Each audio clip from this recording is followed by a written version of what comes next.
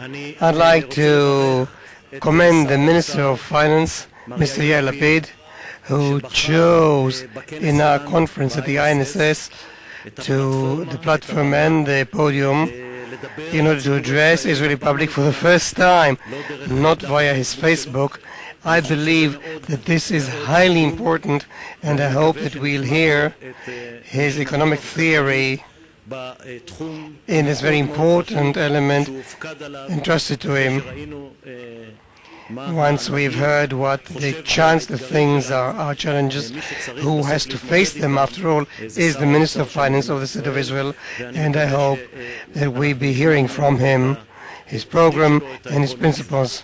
Minister Lapid won something like President Obama. He received the Nobel Peace Prize when he was first president.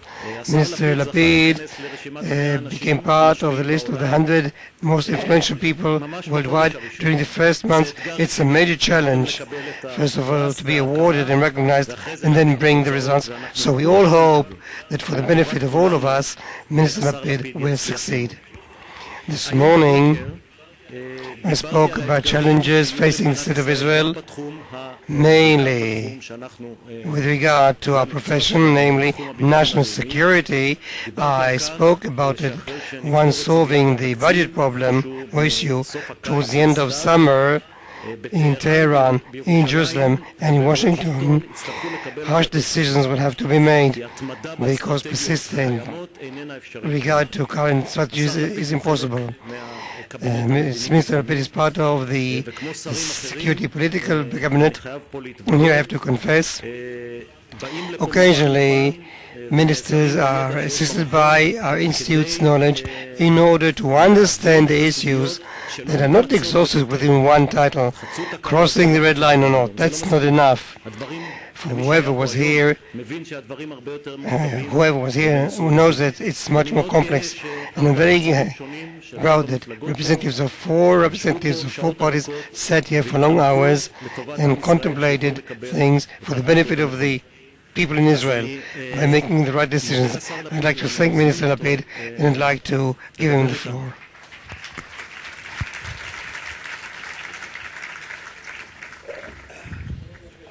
Good evening. I'd like to thank the INSS, my friend Amos Yadlin. As he said, I was here before the elections and I'll be coming here frequently to come, to consult, to listen, to agree. I was invited to speak as Minister of Finance, amongst others, because we're speaking about intertwined topics. There's no national security without economy, and vice versa. It's an opportunity to describe to you what we've been doing, or are doing these days. What you see is not just cutbacks. What you see is not only decreased taxes and transferring budget items from housing to security, but what you see, and you understand it better, it's a way, a determined way, with one direction, with one objective, namely to place at the core of Israeli economy the working, the laboring man. When I took office on the first day, during the first meeting with the senior officials in a meeting room with many people around the table, I told them that for me, vision is not a series of programs with an outcome, but one idea with a series of ideas how to implement it. And this one idea, this one vision, is the laboring man. Sometimes it's the middle class, sometimes it's the taxpayer, call it what you may, but he or she, these who really sustain this state. What's the meaning, the vision of the laboring man? He's in the center. The Ministry of Finance is not dealing with graphs or Excel sheets, but has to do with human beings who rise in the morning, go to work, and based on that they have to do the shopping, asking themselves how to make ends meet, and they want one day to have a flat, and where they have to be provided with fair pension for their old age, meaning that the core of our essence are people who are working and paying taxes. Without them, we have no economy and we have no society. That means that if one wishes to work, we have to make every possible endeavor in order to create jobs. If somebody is working not earning enough to provide for himself with dignity, we have to help him to improve his condition, meaning also that if somebody is healthy and capable of working, believing that he is exempt from it, he should know that we are not going to pay his bills. During that meeting, we spoke about the heritage that I received in the Treasury, a budgetary deficit of 35 billion shekels that are quite painful. They have to be taken care of swiftly with responsibility, just like every overdraft. Unless you close it now, it will increase and be inflated and will have no way out. The higher an overdraft, the higher the interest rate, and then instead of investing billions in education and health, we'll be wasting those billions to pay interests that are constantly increasing, and this must be stopped. So I'm going to close this gap or this abyss, but two things I don't intend to do. Number one, I don't intend to slander my predecessors and accuse them for what happened. I'm not interested as to who's the culprit. What interests me is what to do, and I don't intend to hide behind this gap and say that as long as you don't solve it, you won't be able to set out. We will be able, and we actually hit the road, because this abyss is not just a burden. It offers also opportunities, because it compels us to redefine our priorities. This pit creates a situation whereby we have no alternative. We can't just navigate from year to year at an automatic gear. We can't ignore distortions.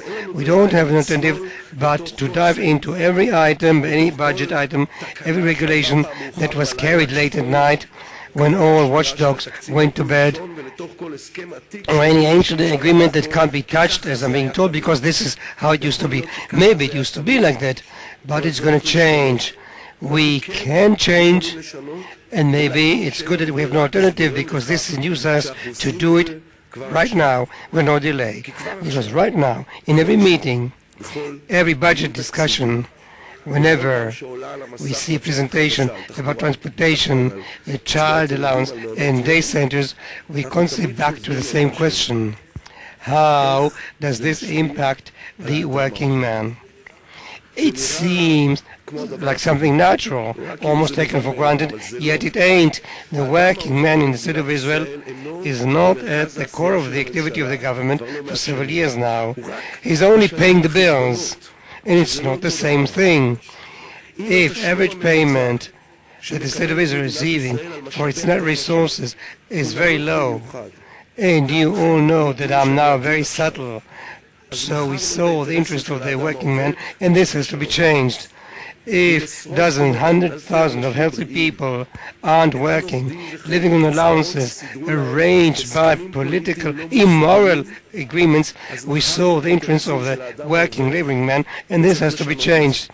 If small groups of power are dominating our ports, the public services and commodity prices, on behalf of the laboring man, we sold his interest, and this must be changed.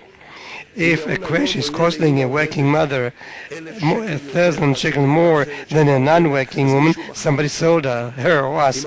If housing benefits are given according to number of married years and number of children, discriminating population serving the army and working, we sold the interest of the working man, and we are going to change it.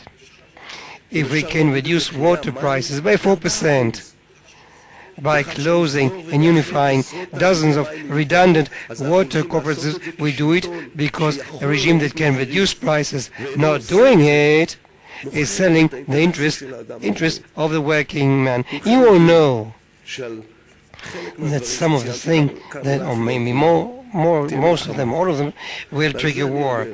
And I'm saying, okay, the time has come to wage this war. I'm a rather patient person. I also know that if you believe in something, It's preferable to set it in motion during your first 100 days. We have to start now to wage a war of the working man because he has been neglected for too many years, and the time has come to re-navigate the ship. The working man is looking at the governmental system, which seems ineffective and unfair, motivated by foreign interests, and we change it. It's a recipe for calamity. I'm driving every day to Jerusalem, and next to my seat there is a portfolio with a booklet that every day new pages are added to it. Like all the official documents of the state, we see the emblem of the menorah with a traces of proposed structure changes. Under the title, you can see a revolution hiding, within which within 2 years every Israeli will feel it, and within 3 years will radically change the situation of the working man, because on the first 2 pages there is a content with titles that also are printed in this boring language for economic documents, but every title is basically a war per se that we're going to wage and win. Page 5. Introducing effective earning capacity will be a war in which we'll be victorious. Page 10, enhancing core studies in the ultra-Orthodox segment will win. 14, limiting excess regulation and reducing bureaucratic tape. War, all-front war, and we'll be victorious. 19, assisting small businesses. 21, increasing competition in the food realm. War, at the end of which dairy products, meat, and juice will cost less. And the day before yesterday, we marked V on page 26 because we passed the government the open sky reform, reducing flights to Europe by 20%, adding to the economy thousands of jobs. And on page 29, a special addendum, the plan to fight black capital. Annex, telling evading that the celebration's over, because every such item intends a revolution with an objective, and the objective is the working man. And all this before I mentioned the 2 major revolutions that are occurring parallel to the budget discussions. The equality in carrying the burden taken by the Perry Commission that could never really happen with any other coalition composition will bring about the recruitment of a whole generation of young Orthodox, and no less important, Orthodox joining the labor market, and revolution in housing together with the Minister of Housing to reduce dwelling prices, changing the array of taxation for investment flats, removing barriers to enhance the easy purchase of flats, both for purchase or rent. Impacting the most important factor vis-à-vis the working man is housing prices, where about we plan a major revolution. I've been asked more than once recently, what about the weak ones? If Israeli economy should be geared versus the working man, where does it leave the weak strata? Why aren't we speaking about assistance to the weak? We are speaking all the time about assistance to the weak. No person remains transparent for us. A single mother from Beersheba, one of the thousands of working people who may be impacted by the cutback in child allowance, is our role to see her. Therefore, we established a 200 million fund to provide nutritional security for children. If you are an Orthodox young person who never studied mathematics and English, and you have to work, and no transfer payments are allowing. So with Naftali Bennett and his team in the Ministry of Economy, we are setting up a whole array for placement on labor market in order to provide this young guy with tools to face the world, or a girl with special needs sitting in a wheelchair. We'll provide for access at school and replace your wheelchair. If you deserve public council housing, we find solutions for you, and they shouldn't be ghettos of poverty, inundated or flooded every winter and are scorching hot in summer. It's our duty to provide for your children to receive education at the best, highest level, to break the stable cycle whereby the poor are always poor and the rich are always rich. If you're a Holocaust survivor with no money for medications, you should know that we allocated, in cooperation with the Prime Minister, 500 million shekels for the next 5 years for nursing and life-saving medications. It's not enough, it's a beginning.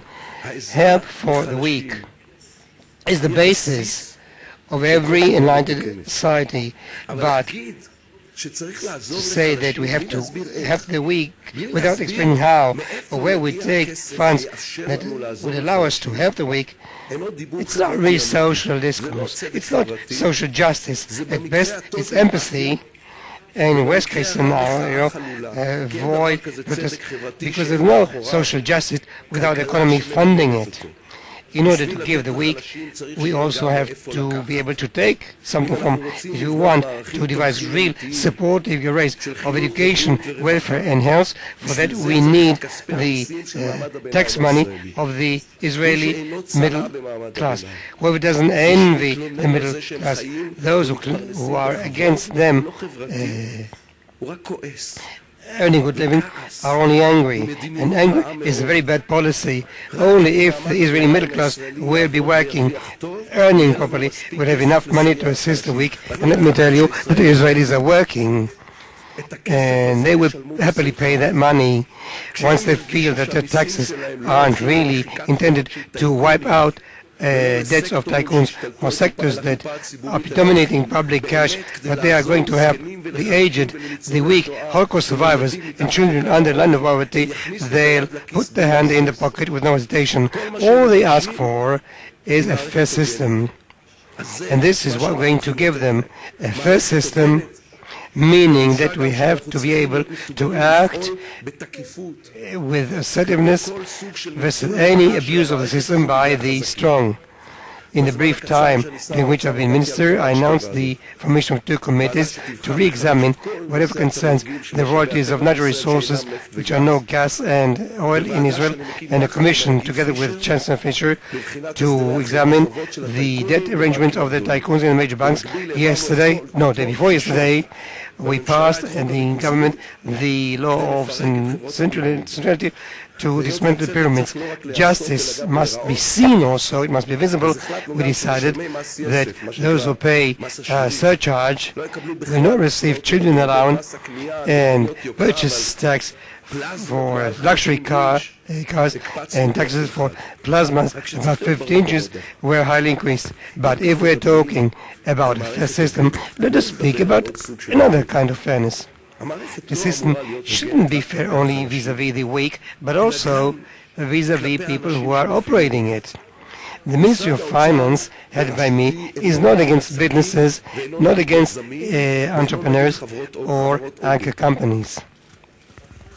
If tomorrow an international company from overseas would like to establish another plant like Interlink, not only will we offer incentives, and the populace can start shouting right now, I will go to the airport in order to spread personally the red carpet. Whoever is opening a plant or company producing jobs will discover that we'll help in every possible way. Should he profit from it? Well, so be it. Steph Perentime, as far as I'm concerned, is an Israeli hero. Dito Dov Leitman Gershved is also an Israeli hero. And we need more such heroes, and we must let them the possibility to work and not just be angry with them because they succeed in life more than us. I said with the chairman of the Manufacturers Association, ask him, what do you need? Because our role is not to disturb you, but rather to help you. It's no secret that I had hesitations whether to accept the position contrary to advice of many people who do love me, because this is the ministry through which one can really change Israeli society. I ran for elections asking where's the money. There I had to be, in the place where the money is. 2 days after taking office, I went to consult those who I had to, the President, Shimon Peres, and he said a wonderful thing, Yair, the most dangerous thing that you can do is not to do anything. So I would like to suggest that you dare be audacious, because this is the less dangerous possibility or option. Major systems don't like changes, and the state is the biggest system, meaning that very soon we'll all have to harness two characteristics that can be contradicting: patience and determination. We need patience and determination of Israeli citizens, because the beginning is not easy. Vis-à-vis the budgetary abyss, we need leadership and the ability to make decisions, and decisions weren't easy. We didn't go cross-board cutback. We actually dived into the items regardless of the difficulties. Nobody likes cutbacks. Nobody likes to pay more taxes. But we can see light at the end of the tunnel. It won't last too long, because this deficit is not a basic problem of Israeli economy. It's a hitch brought about by man, because Israeli economy is basically in a good situation thanks to gas. Growth will be about 3.5%. Unemployment is rather low, 6.7%. We are one of the only Western countries whose credit ranking increased. I'm speaking with Stanley Fisher daily. We are examining daily the indexes which are good. We have to repair the hitch. We have to do it for the overdraft not to bury us. Once we repair the hitch, it shan't take too long. We'll be able to give people what they deserve by right. We need patience and determination, and all in all, I find in the system a surprising understanding of the situation. Contrary to all legends, the security system, which is interesting people gathered here, is showing openness and understanding that should be commended. And I'm speaking quite a lot with the Minister of Defense, the Chief of Staff. They both understand that we're in another economic reality, expressing extraordinary propensity compared with the dialogue in the past between the security system and the Treasury to participate in the endeavor to cut back. Both Minister Yadlin and Chief of Staff Gantz are responsible, understanding that the IDF is not an isolated island, but part of the Israeli society, and cutback is imperative, and I won't let it deteriorate to the annual mud slashing in the world.